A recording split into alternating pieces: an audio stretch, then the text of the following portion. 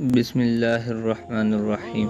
دوستو، آج ہم بات کریں گے طارق بن زیاد کی۔ طارق بن زیاد دنیا کا وہ عظیم فاتح ہے جس نے دنیا کا نقشہ ہی بدل ڈالا تھا۔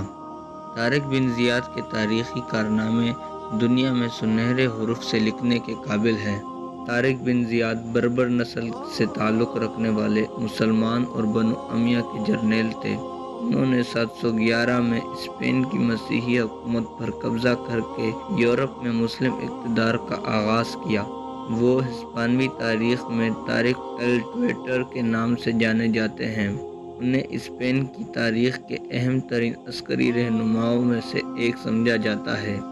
شروع میں وہ اموی صوبہ افریقہ کے گورنر موسیٰ بن نصیر کے نائب تھے، جنہوں نے اسپین میں ویزیگوت بادشاہ کے مظالم سے تنگ عوام کے مطالبے پر طارق کو اسپین پر چڑھائی کا حکم دیا۔ 3 اپریل 711 کو طارق کی افواج جبرالٹر پر اتری۔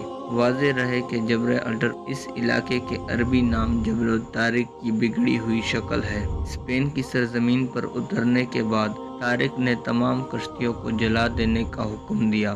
آپ نے سنا ہوگا کہ کامیابی کشتیاں جلانے سے ملتی ہے۔ یہی وجہ تھی کہ طارق بن زیاد کی فوج جو سمندری راستے سے آئے تھے کہ ان کی فوج فرار ہونے کا سوچ بھی نہ سکے۔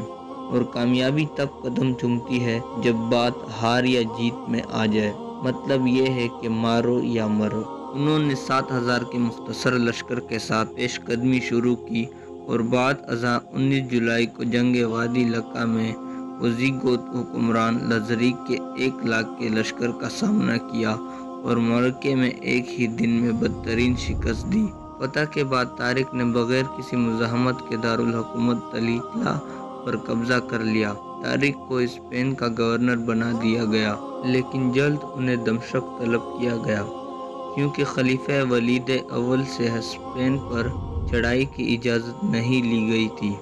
طارق بن زیاد کیسے مرا اور اسے کہاں دفنایا گیا، تاریخ کے پاس اس کا کوئی جواب نہیں۔